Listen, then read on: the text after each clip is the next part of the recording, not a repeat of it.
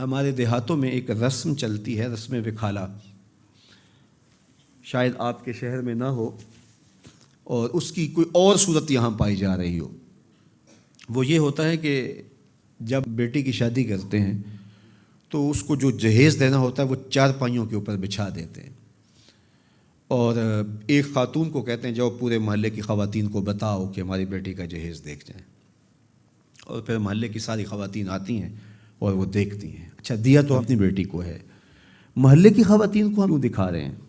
صرف داد وصول کرنے کے لیے۔ کل چوپالوں میں تذکرے ہوں کہ واہ واہ سیٹھ صاحب نے، چودھری صاحب نے، خان صاحب نے، ملک صاحب نے کمال کر دی۔ چوپالوں پہ، بیٹھکوں میں باتیں ہوں، تندور پہ باتیں ہوں کہ واہ واہ کمال کر دی، فلاں خاتون نے تو حد کر دی، تم نے داد وصول کر لی، لوگوں نے بھی واہ واہ کہہ لیا، لیکن تم نے یہ نہ سوچا کہ تمہاری بیٹی کا جہیز دیکھنے کے لیے یتیم بچیاں بھی آئیں، اس مزدور کی بیٹی بھی آئی جو بڑھاپے کے باوجود کلی والا ڈبہ اٹھا کے مزدوروں والے اڈے پہ بیٹھ جاتا ہے، اور اس کو بوڑھا سمجھ کے کوئی قبول نہیں کرتا، اور جوں جوں دھوپ چمکتی جاتی ہے اور دن چڑھتا جاتا ہے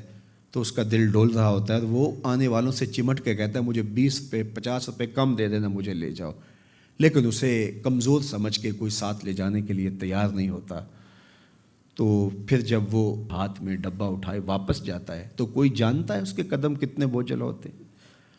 گھر کی دہلیز عبور کرنا پل صراط عبور کرنے کے مترادف ہوتا ہے اس کے لیے،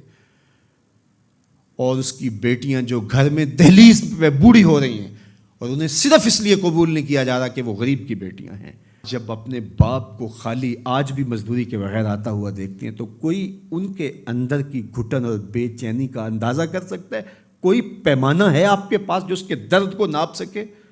تمہاری بیٹی کا جہیز اس مزدور کی بیٹیاں بھی دیکھنے آئیں، تم نے تو داد وصول کر لی، لیکن جو زخم ان کے کلیجے پہ لگے اس کا مداوع کس کے پاس ہے؟ تارا ٹوٹتا سب نے دیکھا، یہ نہ دیکھا ایک نے بھی،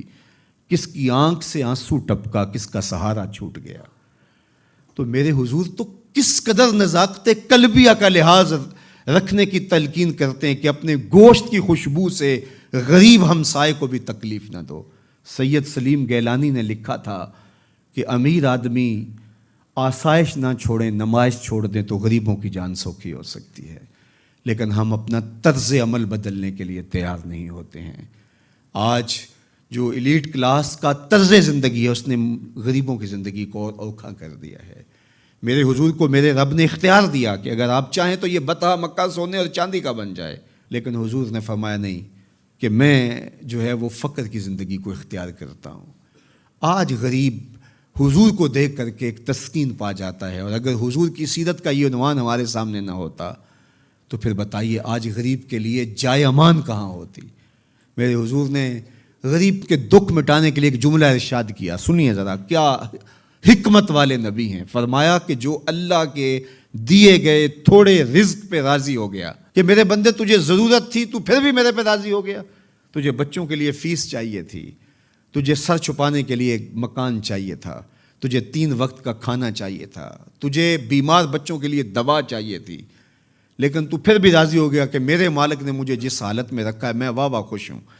تو جو اللہ کے دیے تھوڑے رزق پہ راضی ہو گیا، اس کو تو ضرورت تھی پھر بھی راضی ہو گیا،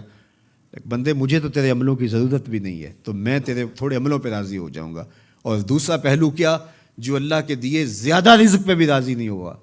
ہر وقت ناشکری ناشکری ناشکری، تو پھر وہ دیکھے کہ قیامت کے دن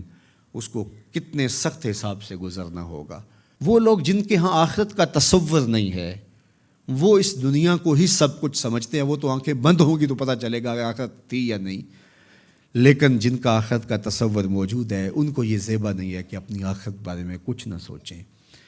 تو اللہ مجھے آپ کو حضور کی سیرت کے سانچے میں زندگیاں ڈھال دینے کی توفیق عطا کرے، اور حضور کا پیار ہماری روحوں میں اتار دے، ان کے بتائے ہوئے طریقے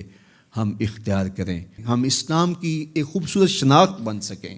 اور دنیا کے جس کونے میں جائیں ہمارا کردار، ہمارا رویہ بتائے کہ ہم حضور کے غلام ہیں، حضور کے عاشق ہیں، اور حضور علیہ الصلوۃ والسلام سے محبت کرنے والے